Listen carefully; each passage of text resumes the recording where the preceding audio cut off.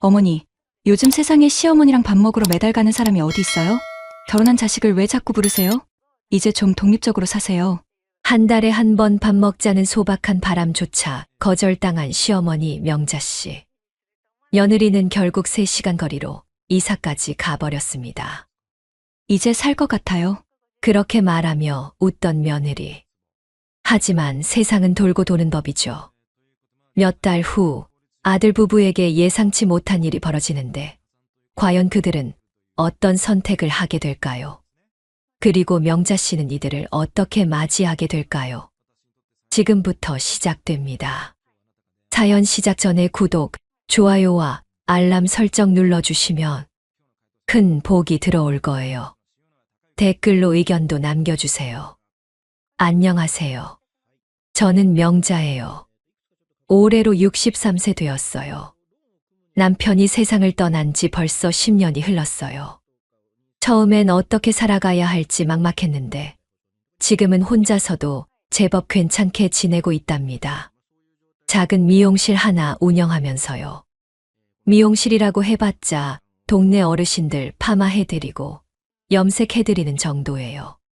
그래도 이 일로 먹고 살만하죠.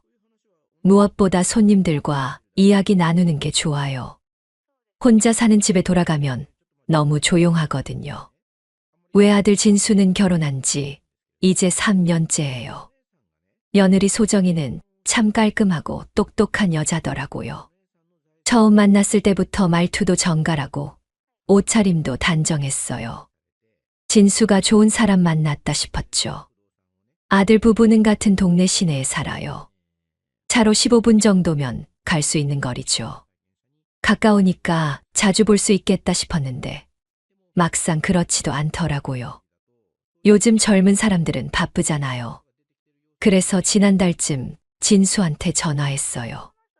진수야, 엄마가 무리한 부탁 하나 할게. 엄마, 무슨 일이세요? 한 달에 한 번만이라도 밥 먹자. 엄마가 해줄 테니까.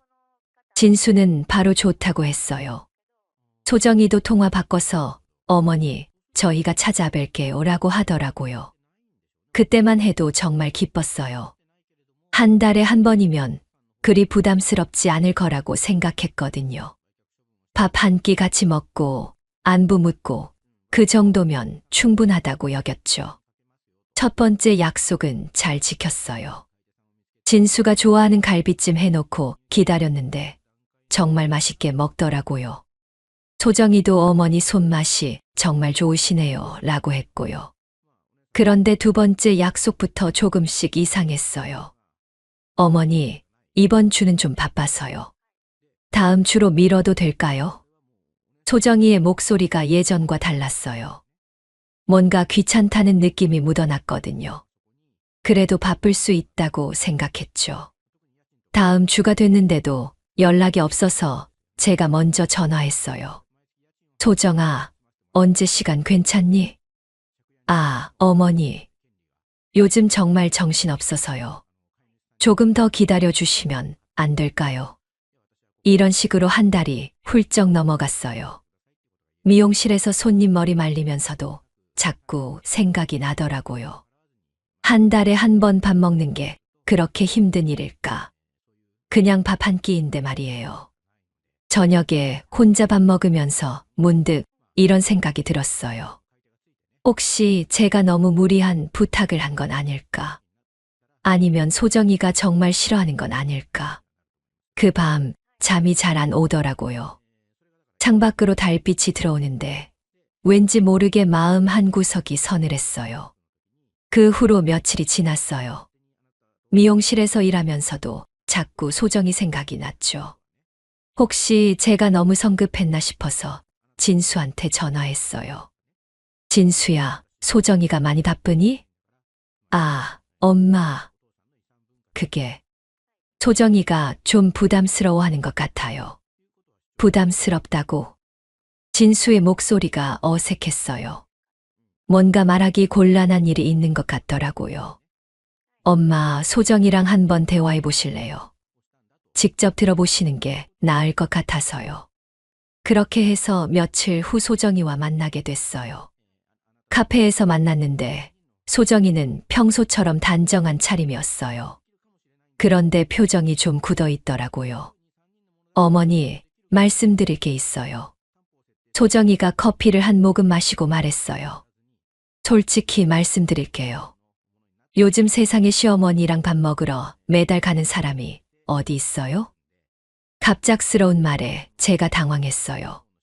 그래도 차분히 들어보려고 했죠. 소정아, 그럼 2달에 한 번이라도. 어머니, 그게 문제가 아니에요. 솔직히 매달 그렇게 부르시면 부담이라고요. 소정이의 목소리가 점점 날카로워졌어요. 저도 제 시간이 있어요. 친구들도 만나야 하고 제가 하고 싶은 일도 있고요. 그 말에 제가 할 말을 잃었어요. 한 달에 한 번 밥 먹는 게 그렇게 큰 시간을 빼앗는 일인지 몰랐거든요. 저희 부부도 이제 따로 생활 좀 하고 싶어요. 어머니는 너무 전통적이세요. 전통적이라니. 네. 요즘은 시댁이랑 거리 두고 사는 게 보통이에요. 너무 자주 만나면 서로 부담스럽잖아요. 소정이는 마치 당연한 얘기를 하듯 말했어요. 제가 뭔가 시대에 뒤떨어진 사람인 것처럼요. 이제 저희도 저희 인생 좀 살게 해주세요. 그 말이 가슴에 박혔어요. 마치 제가 소정이의 인생을 방해하고 있다는 것처럼 들렸거든요. 카페를 나와서 집에 돌아오는 길, 마음이 무거웠어요. 정말 제가 잘못 생각한 걸까요? 한 달에 한 번 밥 먹자는 게 그렇게 무리한 요구였을까요? 그날 밤 진수한테 전화가 왔어요. 엄마, 소정이랑 얘기 어떻게 됐어요? 진수야, 엄마가 너무 무리했니? 아니에요, 엄마. 그런데 진수의 목소리에 망설임이 있었어요. 그냥 좀 이해해줘요, 엄마. 요즘 젊은 부부들은 다 그래요. 진수마저 소정이 편을 드는 것 같아서 마음이 더 아팠어요. 아들이 아내 눈치를 보는 건 이해해요. 그런데 왜 이렇게 서운할까요? 며칠 더 지나니까 마음이 좀 정리됐어요.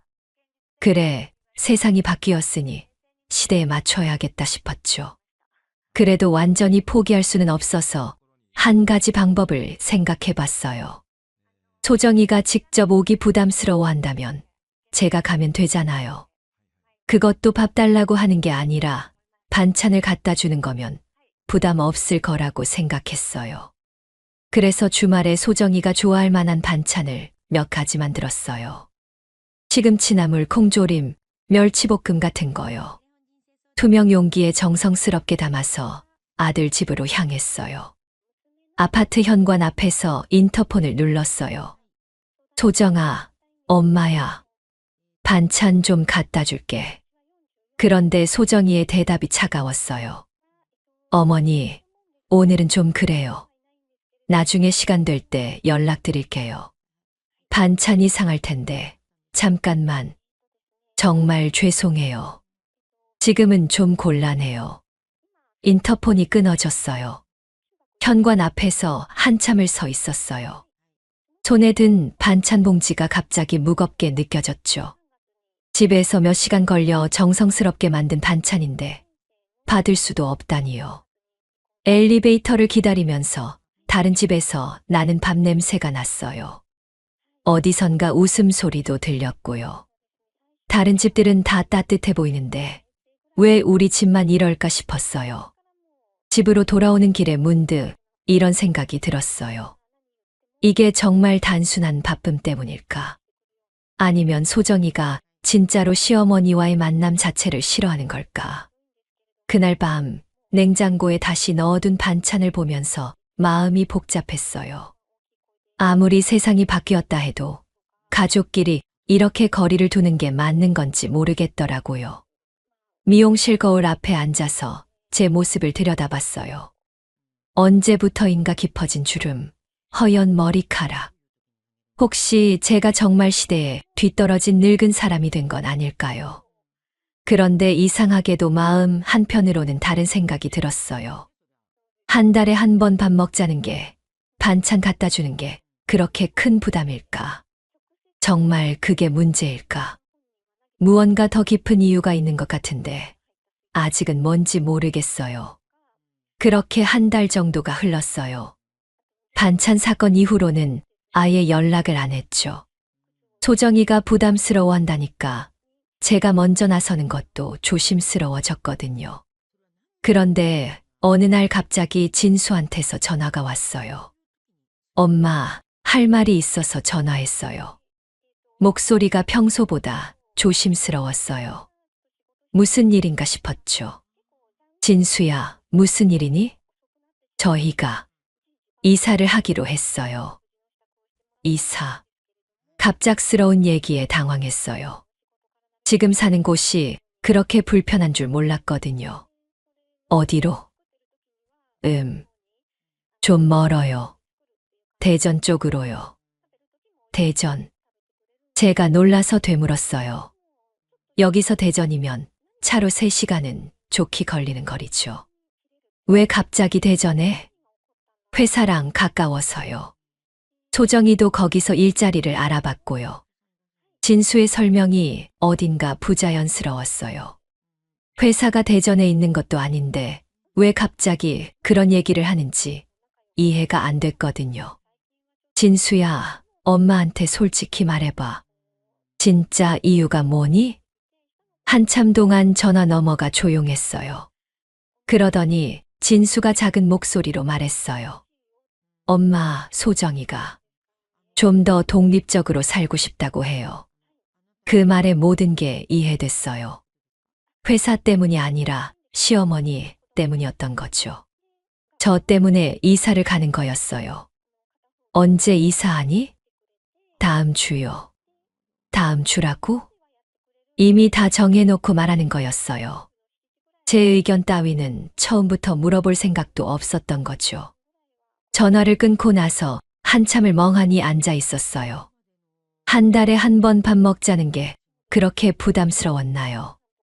3시간 거리로 이사를 갈 만큼요. 이사 당일이 왔어요. 혹시나 해서 도움이라도 될까 싶어 아들네 집으로 갔어요. 이사짐차가 와 있고 분주하게 짐을 나르고 있더라고요. 진수야, 뭐 도와줄 거 없니? 아, 엄마. 괜찮아요. 이사업체에서 다 해줘요. 진수는 저를 보고도 어색해했어요. 민망한 건지 미안한 건지 모르겠지만 눈을 제대로 마주치지도 않더라고요. 소정이는 짐을 챙기면서 옆집 아주머니와 인사를 나누고 있었어요. 그동안 신경 써주셔서 감사했어요. 소정 씨, 갑자기 이사를 가시네요. 무슨 일 있어요? 아니에요. 그냥 환경을 바꾸고 싶어서요. 소정이의 목소리가 밝았어요. 정말 기쁜 것 같더라고요. 그때 소정이가 제 쪽을 보더니 말했어요. 어머니, 저희 이사 간 곳 놀러 오세요. 입으로는 그렇게 말했지만 눈빛은 전혀 달랐어요. 그냥 예의상 하는 말이라는 게 뻔히 보였거든요. 이사짐차가 떠나고 나서 소정이가 마지막 짐을 들고 나왔어요. 그러면서 옆집 아주머니한테 말했어요. 이제 살 것 같아요. 그 말이 제 가슴을 찔렀어요. 이제 살 것 같다니요. 그럼 지금까지는 죽을 것 같았다는 뜻인가요? 시어머니 때문에요. 소정이는 차에 타면서도 웃고 있었어요. 정말 시원해 보였어요. 마치 무거운 짐을 내려놓은 것처럼요. 진수가 마지막으로 제게 와서 말했어요. 엄마, 자주 연락드릴게요. 그래, 조심해서 가거라. 겉으로는 담담하게 말했지만 속은 무너지는 것 같았어요. 차가 떠나는 걸 보면서 문득 깨달았어요. 편하다는 소정이의 그 말이 무슨 뜻인지요. 저를 제외한 세상이 편하다는 뜻이었어요. 한 달에 한 번 밥 먹자고 했더니 부담스럽다고 했죠. 반찬 갖다 주려고 했더니 곤란하다고 했어요. 그러더니 결국 3시간 거리로 도망가 버렸어요. 집으로 돌아오는 길에 눈물이 났어요. 그동안 참고 있던 게 터져나오는 것 같았어요. 그런데 슬픔보다는 억울함이 더 컸어요. 제가 뭘 그렇게 잘못했나요? 한 달에 한 번 밥 먹자는 게 그렇게 큰 죄였나요? 며느리가 좋아할까 싶어 반찬 만들어 갖다 주는 게 그렇게 부담스러운 일이었나요? 집에 혼자 앉아 있으니까 더 서러웠어요. 이제 정말 혼자가 됐구나 싶었거든요. 아들은 멀리 가버렸고 며느리는 아예 저를 피해서 도망가 버렸어요. 그날 밤 잠이 안 와서 창밖을 내다봤어요. 아들 내가 살던 아파트 쪽을 보니까 이제 거기엔 다른 사람들이 살고 있을 거예요. 진수와 소정이는 3시간 떨어진 곳에서 저 없는 편안함을 만끽하고 있겠죠. 문득 이런 생각이 들었어요. 정말 제가 잘못 생각한 건가요? 세상이 바뀌었으니까 따라가야 하는 건가요? 아니면 제가 당연하다고 생각한 게 틀린 건가요? 하지만 아무리 생각해봐도 이해가 안 됐어요. 가족이면 가끔씩 얼굴 보고 밥 한 끼 같이 먹는 게 당연한 거 아닌가요? 그게 왜 부담이 되고 왜 피해야 할 일이 되는 건가요? 그날 밤 제 마음에 작은 변화가 생겼어요. 지금까지는 제가 잘못 생각한 건 아닐까 하고 자책했는데 이제는 다른 생각이 들기 시작했어요. 혹시 잘못된 건 제가 아닐 수도 있다는 생각 말이에요. 이사를 간 지 한 달이 지났어요. 처음엔 진수가 한두 번 안부 전화를 했는데 그것도 점점 뜸해졌죠. 그러면서 문득 생각나는 게 있었어요. 소정이가 저를 어떻게 대했는지 말이에요. 작년 겨울 김장철 때를 떠올려 보니까 소정이가 전화를 했었어요. 어머니, 김장 도와주실 수 있으세요? 저희는 처음이라 잘 모르겠어서요. 그때 반가웠어요. 며느리가 도움을 청하니까 고마워서 새벽부터 나가서 하루 종일 도와줬죠. 배추 절이고 양념 만들고 포기포기 버무리는 것까지요.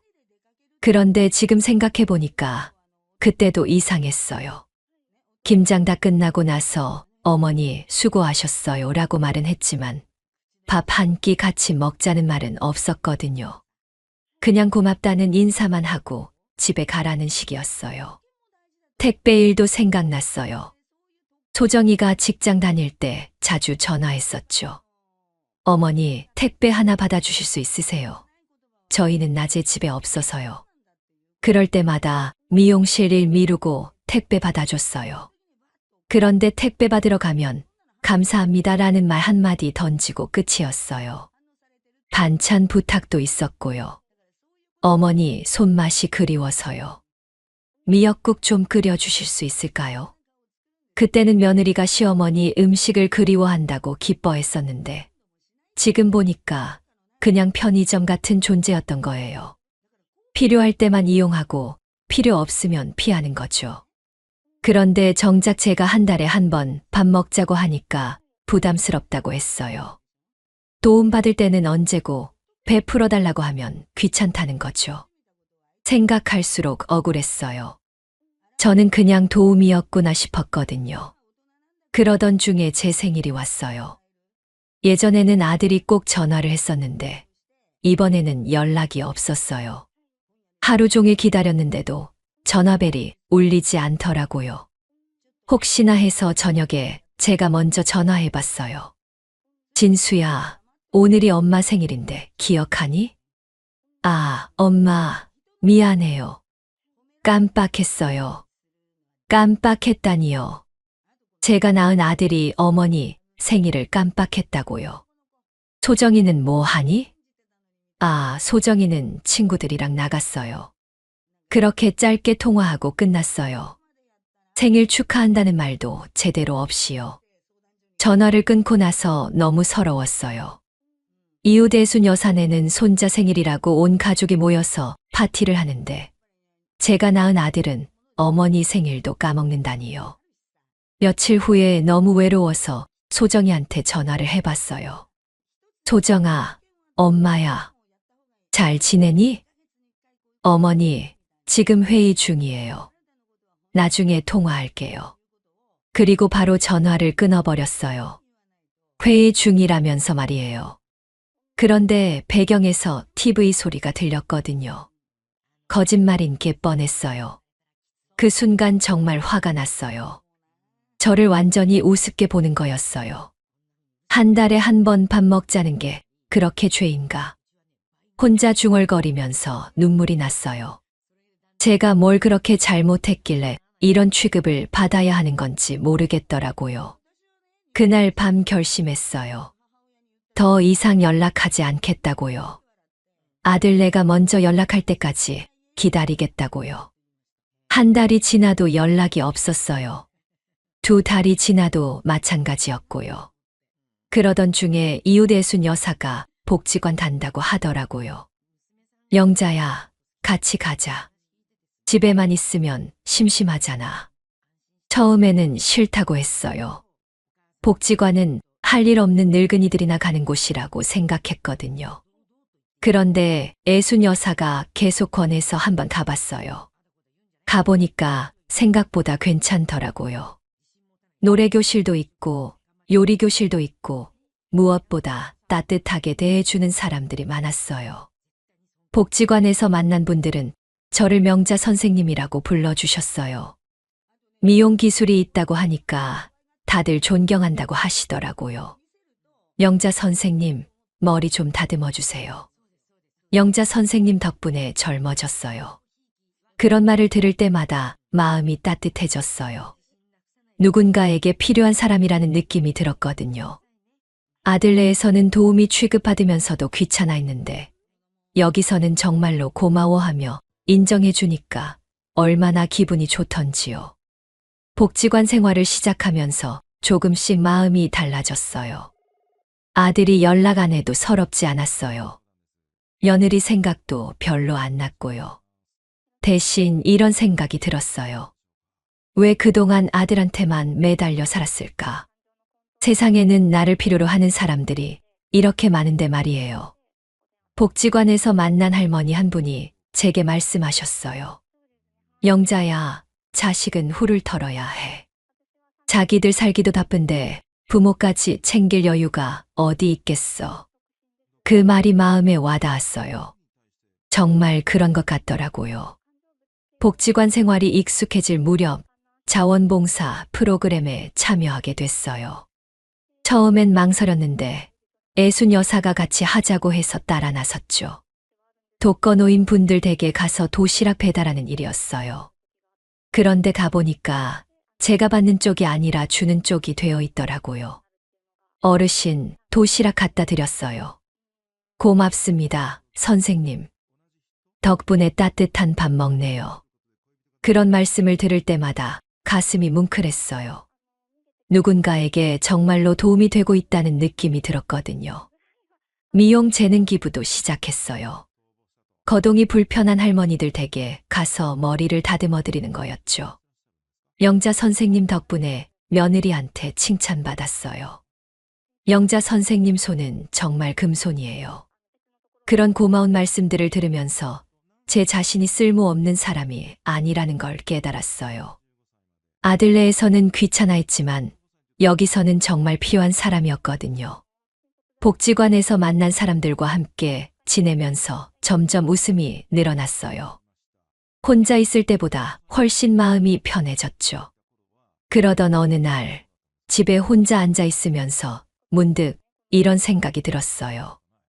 왜 이 큰 집에서 혼자 외롭게 살고 있을까? 아들은 연락도 안 하는데 이 집을 지키고 있을 이유가 있을까? 남편과 함께 살던 추억이 있는 집이긴 하지만 이제는 너무 컸어요. 혼자 쓰기엔 방도 많고 관리하기도 힘들고요. 그래서 결심했어요. 집을 팔고 복지관 근처 작은 곳으로 이사하자고요.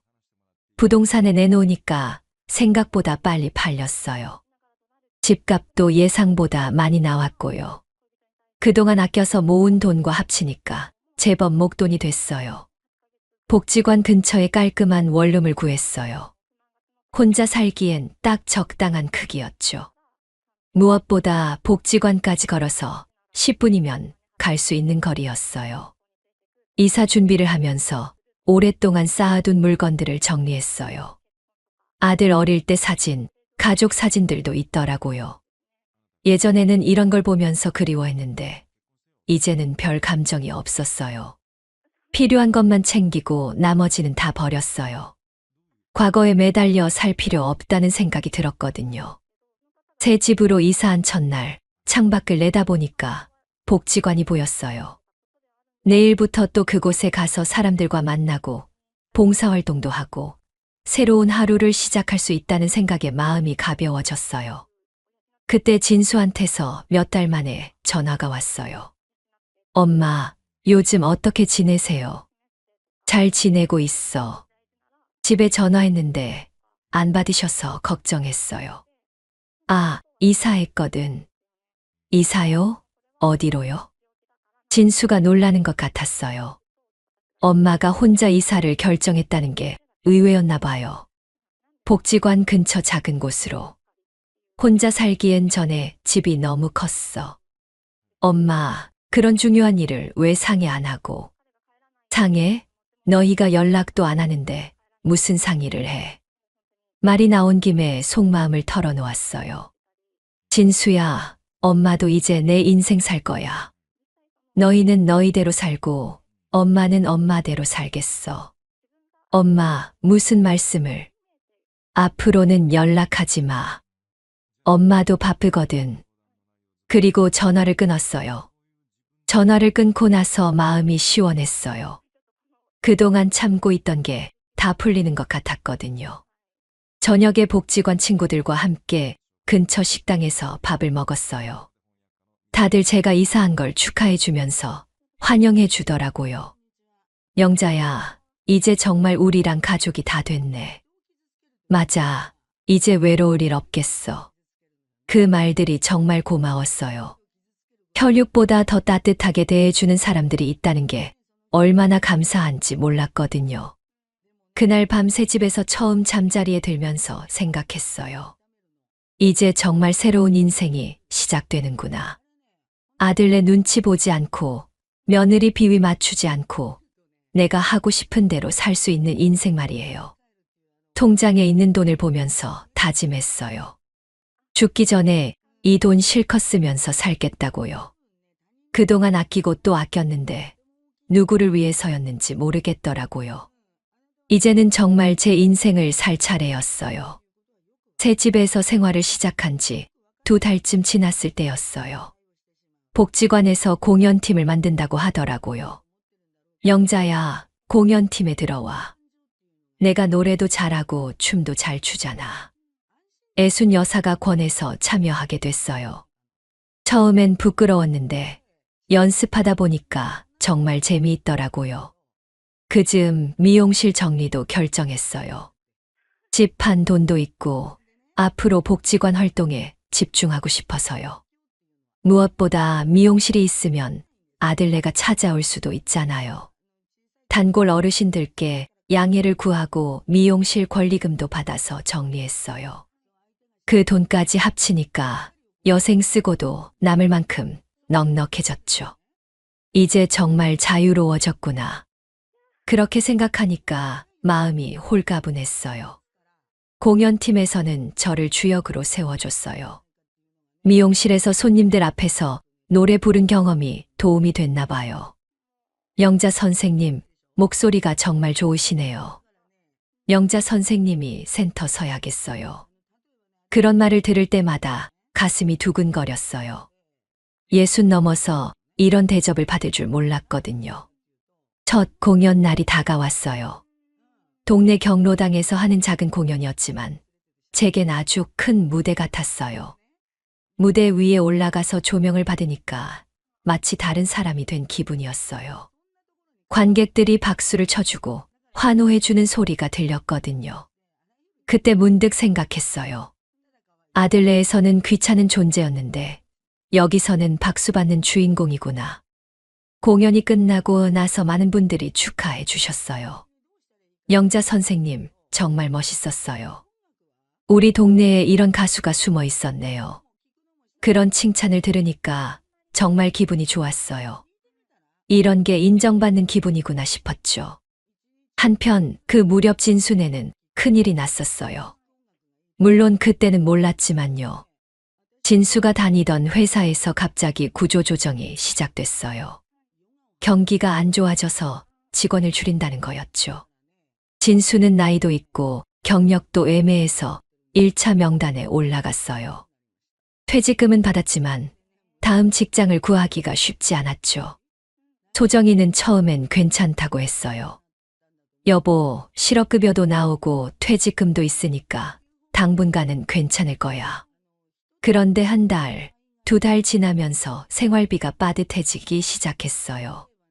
전에는 맞벌이였는데 진수 수입이 없어지니까 소정이 월급만으로는 버티기 힘들었거든요. 집세, 생활비, 카드값까지 하다 보니까 통장이 비어가기 시작했어요. 그때서야 소정이가 말했어요. 여보, 그냥 어머니한테 조금이라도 도움 받으면 안 돼. 어머니한테? 응. 어머니가 집도 팔았다고 했잖아. 돈 좀 여유 있을 거 아냐. 진수는 망설였어요. 그동안 어머니를 그렇게 대했는데 이제 와서 도움을 청한다는 게 염치 없다고 생각했거든요. 어머니가 화나셨을 텐데. 그래도 가족이잖아. 진짜 급하면 도와주실 거야. 소정이가 계속 재촉하니까 진수가 전화를 걸어봤어요. 그런데 전화가 안 됐어요. 여보, 어머니 전화가 안 돼. 혹시 번호 바뀌신 건 아니야? 진수가 여러 번 시도해봤지만 계속 현재 사용하지 않는 번호라는 안내만 나왔어요. 사실은 제가 번호를 차단해뒀거든요. 더 이상 연락받고 싶지 않아서요. 진수는 어머니가 운영하던 미용실로 갔어요. 그런데 가보니까 문이 닫혀 있고 임대라는 팻말이 붙어 있더라고요. 옆 가게 사장님께 물어봤어요. 혹시 여기 미용실 하시던 분 어디 가셨는지 아세요? 모르겠어요. 어느 날 갑자기 정리하고 가버리셨어요. 진수는 당황했어요. 어머니가 미용실까지 정리하고 완전히 사라지신 거였어요. 집으로 돌아가서 소정이한테 말했어요. 어머니가 미용실도 정리하고 완전히 사라지셨어. 어디 계신지 알 방법이 없어. 뭐, 그럼 어떻게 해? 소정이의 목소리가 급해졌어요. 어머니 도움을 받을 계획이었는데 찾을 방법조차 없다니까요. 그때서야 두 사람은 깨달았어요. 그동안 어머니가 얼마나 큰 버팀목이었는지를요.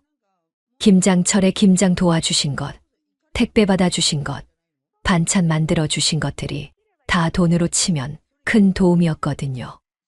무엇보다 어머니가 있다는 것 자체가 든든함이었는데 이제는 그것조차 없어졌어요. 여보, 우리가 어머니한테 너무했나? 그런 것 같아. 진수도 후회가 밀려왔어요. 한 달에 한 번 밥 먹자는 것도 부담스러워하고 이사까지 와서 피했는데 정작 어려워지니까 어머니가 그리워지더라고요. 한편 그 시간에는 복지관에서 공연 준비로 바빴어요. 다음 달에 더 큰 무대에서 공연하기로 했거든요. 영자야, 이번에는 시청에서 하는 큰 행사야. 관객이 몇백 명 올 거래. 정말요? 응, 우리 명자가 메인 보컬이니까 잘해야 해. 그런 얘기를 들으니까 가슴이 설렸어요. 60 넘어서 이런 무대에 설 기회가 생기다니요. 집에 돌아와서 거울 앞에 서서 연습했어요. 노래도 부르고 표정 연기도 해보고요. 거울 속 제 모습이 예전과 달라 보였어요. 눈빛이 살아있고 표정도 밝아졌어요. 뭔가 자신감이 넘친 모습이었죠. 그때 문득 생각했어요. 아들네가 연락해온다 해도 받지 않겠다고요. 이제는 정말로 제 인생을 사는 중이니까요. 어머니가 그리워서 찾는다면 너무 늦었어요. 이미 다른 사람이 되어버렸거든요. 복지관 생활을 시작한 지 반년이 지났어요. 그동안 공연도 여러 번 했고 자원봉사도 열심히 했죠. 완전히 새로운 사람이 된 기분이었어요. 그런데 어느 날 복지관에서 애순 여사가 급하게 찾아왔어요. 영자야, 큰일 났어. 내 아들이 여기 왔다 갔어. 진수가? 응. 복지관 직원한테 내 주소 물어보더라고. 제 가슴이 덜컥했어요. 어떻게 여기까지 찾아온 걸까요? 주소 안 가르쳐 줬지? 당연히 안 가르쳐 줬어. 근데 계속 올 것 같던데? 애순 여사 말이 맞았어요. 며칠 후 제가 집에 있는데 초인종이 울렸거든요. 문 밖에서 진수 목소리가 들렸어요. 엄마 계시죠? 진수예요. 처음엔 나가지 않으려고 했어요. 더 이상 상관없는 사람이라고 생각했거든요. 그런데 계속 문을 두드리고 부르더라고요. 엄마, 제발 문 좀 열어주세요. 할 말이 있어요. 결국 문을 열었어요. 진수가 서 있었는데 살이 많이 빠져 보였어요. 그리고 뒤에 소정이도 있더라고요. 소정이 모습을 보고 깜짝 놀랐어요.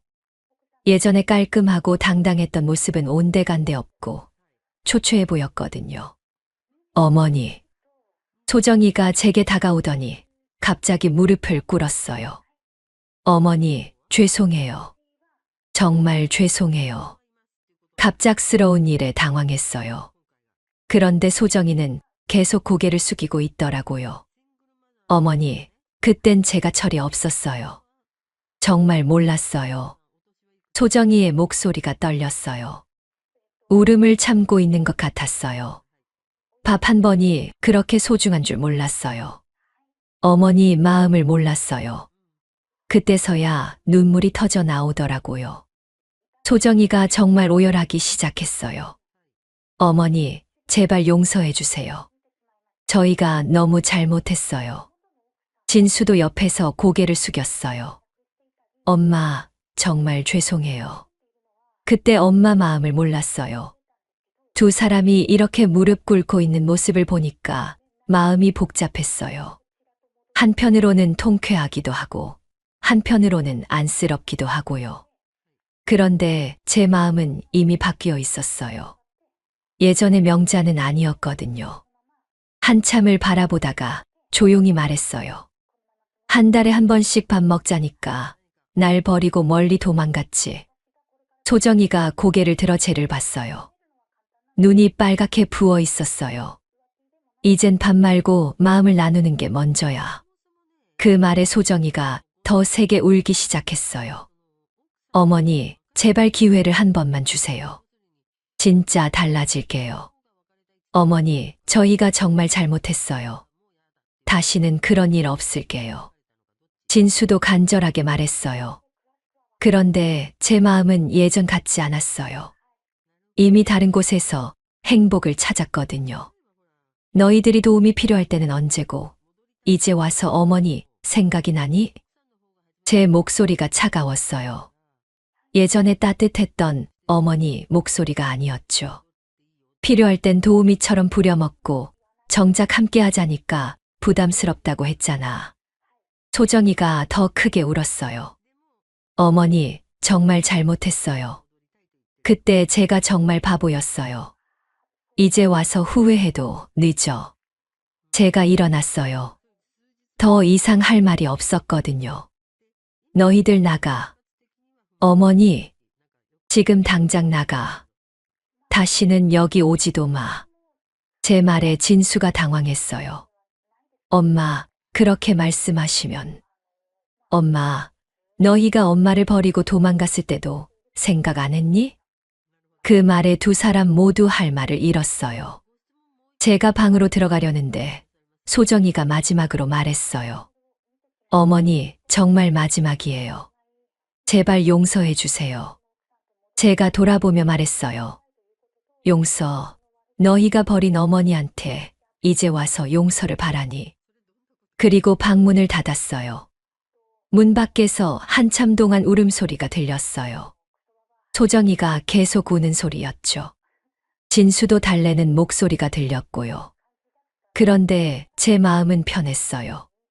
예전 같으면 마음이 아파서 문을 열어줬을 텐데, 이제는 그럴 마음이 없었어요. 한참 후에 조용해졌어요. 창문으로 내다보니까 두 사람이 고개를 숙이고 걸어가고 있더라고요. 소정이는 계속 손수건으로 눈을 닦고 있었고, 진수는 어깨가 축 처져 있었어요. 그 모습을 보면서 문득 생각했어요. 이제 정말 끝났구나. 예전의 관계는 완전히 끝났어요. 그런데 이상하게 후회는 안 됐어요. 오히려 속이 시원했거든요. 그날 밤 애순 여사한테 전화가 왔어요. 영자야, 어떻게 됐어? 다 끝났어. 이제 정말 내 인생만 살 거야. 잘했어. 이제야 제대로 사는 거지. 전화를 끊고 거울을 봤어요. 제 얼굴에 미소가 떠올랐어요. 정말 후련한 미소였죠. 이제 진짜 자유로워졌어요. 아무도 저를 괴롭힐 수 없게 됐거든요. 그날 이후로 한 달이 지났어요. 아들 부부는 정말로 매주 찾아왔어요. 처음엔 문 앞에서 울기도 하고 편지도 놓고 갔죠. 하지만 제 마음은 변하지 않았어요. 문을 열어주지도 않았고 편지도 읽지 않았거든요. 그러다가 점점 찾아오는 횟수가 줄어들었어요. 한 주에 한 번, 한 달에 한 번. 그렇게 되더라고요. 어쩌면 그들도 이제 포기한 것 같았어요. 그 사이에 제 생활은 더욱 풍요로워졌어요. 복지관에서 하는 일들이 하나둘 늘어났거든요. 요리교실 강사도 하게 됐어요. 미용실에서 쌓은 경험이 도움이 됐죠. 영자 선생님, 이 반찬 비법 좀 알려주세요. 영자 선생님 덕분에 남편이 집밥이 맛있다고 해요. 그런 말을 들을 때마다 뿌듯했어요. 정말 누군가에게 도움이 되고 있다는 느낌이 들었거든요. 공연팀 활동도 활발해졌어요. 이제는 다른 동네에서도 공연 요청이 들어올 정도였죠. 영자 선생님, 다음 달에 시민회관에서 큰 공연 있어요. 메인 보컬 해주실 거죠? 물론이죠.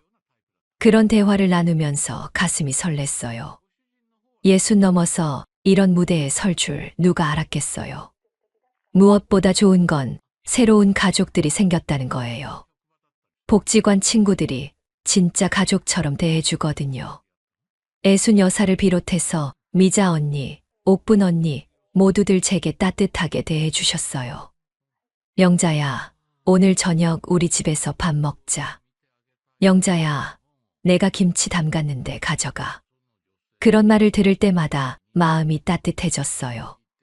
이런 게 진짜 가족이구나 싶었죠. 특히 애순 여사는 제게 정말 좋은 친구가 됐어요.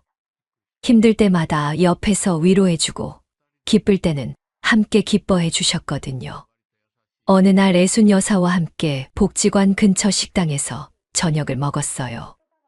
영자야, 요즘 정말 많이 밝아졌다. 그래요? 응. 예전에는 늘 무슨 걱정이 있는 것 같더니 지금은 완전히 다른 사람 같아. 애순 여사 말이 맞았어요. 거울을 봐도 예전과는 완전히 다른 모습이었거든요. 한 달에 한 번 밥 먹는 거, 이제는 내가 좋아하는 사람들과 하니까 정말 행복해요. 그 말을 하면서 문득 예전 일이 생각났어요. 아들네한테 한 달에 한 번 밥 먹자고 했을 때 말이에요. 그때는 정말 간절했었는데 지금은 전혀 그리워하지 않았어요. 애순 언니, 사람이 이렇게 바뀔 수 있는지 몰랐어요.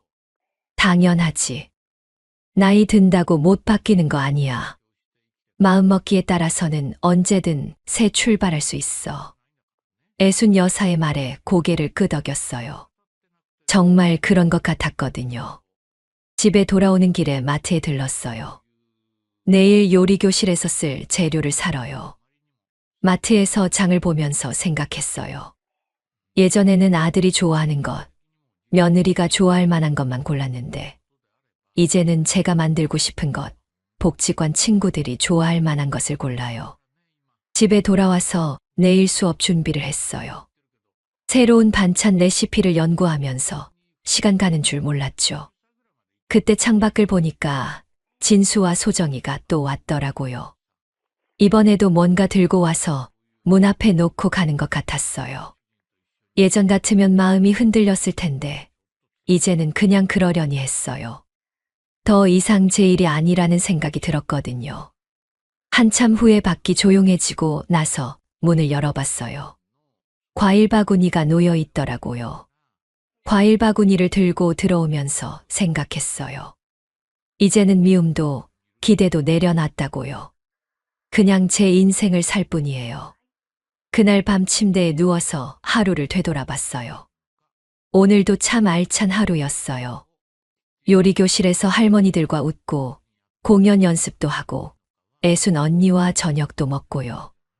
이런 하루하루가 쌓여서 제 새로운 인생이 되고 있었어요. 문득 이런 생각이 들었어요. 밥 한 끼의 의미는 사랑이었다고요. 함께 앉아서 따뜻한 밥을 나누는 것, 그게 바로 마음을 나누는 일이었던 거예요. 그런데 그걸 거부한 건 그들의 선택이었어요. 저는 그저 사랑을 나누고 싶었을 뿐이었거든요. 이제는 그 사랑을 정말 소중히 여기는 사람들과 나누고 있어요. 복지관 친구들, 요리교실 할머니들, 공연팀 식구들과요. 그분들과 함께 먹는 밥은 정말 맛있어요. 서로 고마워하고 웃으면서 먹으니까요. 창밖으로 달빛이 들어왔어요. 예전에는 그 달빛이 외롭게 느껴졌는데 이제는 따뜻하게 느껴져요. 내일도 새로운 하루가 기다리고 있어요. 요리교실도 있고 공연 연습도 있고 친구들과의 만남도 있고요. 그렇게 하루하루 살아가면서 점점 더 행복해지고 있어요. 혼자가 아니라 함께하는 사람들이 있으니까요. 밥 한 끼 함께 먹는 사람들, 진심으로 반가워하는 사람들, 정말 고마워하는 사람들과 함께요. 이제야 알겠어요. 진짜 가족은 피로 연결된 사람이 아니라 마음으로 연결된 사람이라는 걸요. 그런 사람들과 함께하는 제 인생이 정말 소중하고 감사해요. 한 달에 한 번 밥 먹자는 소박한 바람도 부담스러워했던 며느리. 결국 시어머니를 버리고 멀리 도망갔지만 정작 어려움이 닥치자 다시 찾아왔습니다. 하지만 이미 늦었죠. 진정한 사랑은 필요할 때만 찾는 게 아니라 평소에 나누는 거니까요. 가족이라는 이름으로 상처 주고 이용만 하려 했던 사람들. 그들이 잃은 건 밥이 아니라 진심이었습니다. 그럼 오늘 이야기는 여기까지입니다. 영상을 시청해 주신 모든 분들 고맙습니다. 구독과 좋아요, 알람 설정 부탁드립니다. 감사합니다.